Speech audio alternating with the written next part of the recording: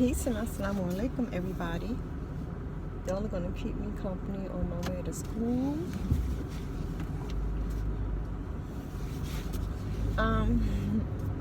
So what's it called? Red Table Talk did a new episode on it's the one with Laura London, and when they're talking about setting boundaries, and the sister who is on there, I've seen the book before. I've seen her book, Set Boundaries, Find Peace. Good grief. I've seen it before on, I think, this black woman's reading group I'm on Facebook, or I'm in on Facebook. But I just hadn't gotten around to it yet. I actually have not finished the episode on with Red Table Talk. But I just bought the book on Audible because I'm really interested in reading it. Boundaries are something I am horrible at. I don't tend to set boundaries with people unless I've already decided, like, I'm not dealing with you no more. But of course, that's kind of too late because damage has already been done, drama has already happened, all that kind of thing. And what I truly need to do is set boundaries. I have a hard time with that because I grew up like really shy. I definitely have like this dualistic thing going on with me, because on one hand I'm like, and I'm sure that's many people, but on one hand I'm confident, I'm driven, I get things done, but on the other I'm just very passive and really let a lot of things go, because I don't really like arguing. Like, I will and all that kind of thing, but I don't like it. It's stupid to me. It's a waste of time. Let's just talk about whatever needs to be talked about, work on it if we see fit to do so, or if we find whatever relationship we have important enough to do so, and we go on from there. If we don't, and one or both of us decide, let's move on, then so be it. Of course, you can't necessarily do that with family, although I will cut a family member off. But again, probably a lot of things can be sort of avoided if, on my part, I would set boundaries for myself. And again, that's just not something that I do. I'm like an all or nothing type person. I'm a very first of all, I try my best to be a very honest person. That doesn't mean I've never lied before and stuff like that, but I'm definitely not just I don't lie for sport or anything like that. I've certainly met people like that. It seems they just like to lie. But I'm very honest. So if I say I'm going to do something, I stick to it. And even if the other person is treating me like crap, or it's proven that they're not really for me, in my mind, I'm still like, well, I said I was going to do this. Stupid, I know, but that's what I do. That's what I tend to do. And I'm super giving to a fault. I just am.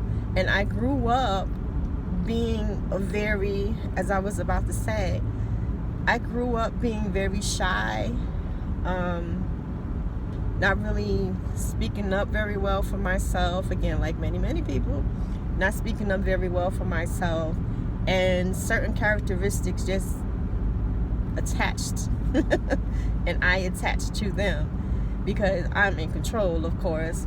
I just have not practiced that control very well. And so I'm really, as I'm contemplating things I need to work on for the coming year, because I'm very happy to say, very proud of myself, very proud to say that I accomplished everything that I set out to accomplish for 2021, and I will make a video on that probably next month. But for now, I'm really contemplating what things I want to work on next.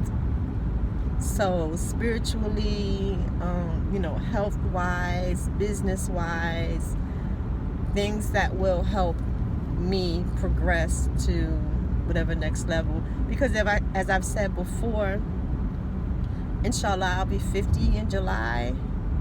I don't really have that much more time left here on this earth. So I need to get some things done, not just for me, but for my descendants. So my children, I have 2 grandchildren thus far. For my grandchildren, my great-grandchildren, inshallah. And so, in order for me to fully take advantage of resources and, abilities that I have now, because who the heck knows what my abilities may be in the future, then I need to really focus. I need to write things down and I need to check them off, because as I've said before, I'm very competitive with myself. So for me, if I set up a checklist, it's going to make me focus, and it's going to cause me to challenge myself to get them done, because I don't want to lose. If that makes sense. I don't want to lose to myself. And so I'm really praying that this book can give me some ideas, some guidelines, some things that I can sort of add to my checklist, and hopefully, check them off as accomplishments. And, I know it's not just a year thing, like something I could just check off and it's done. As the, I forget her name, is Nedra Tawwab, I think. As she said, this is setting boundaries is a lifelong thing that you have to keep doing and redoing, and that boundaries are really just preferences that you have for yourself, and that you're the other person, whether your child, your lover, your partner or whatever, your siblings or co-workers, whoever, your boundaries or your preferences won't necessarily be aligned with what theirs are, and they probably have boundaries set. So it's a constant thing, a constant ebb and flow, a constant changing and upgrading, or perhaps downgrading. So I'm really trying to work on myself, like truly, and for myself. But again, I'm a giver, and I keep other people and their needs, or what they say their needs are, or what I believe their needs are, I keep them in front of my own, and I really gotta dig that. I understand, as a typical woman thing, we tend to think about other people more than ourselves or before ourselves, and a lot of times when we don't do that, we get a lot of flack for it. We're seen as being insensitive and all that kind of thing. But what I know I've said this in another video before, so sorry if you already heard it, but it's true. When I was younger, I distinctly remember just sort of observing older women who but from my perspective, had become sort of cold-hearted. And I know everybody knows women like that. You just get dragged through the mud so much, or perhaps get these ideas that, well,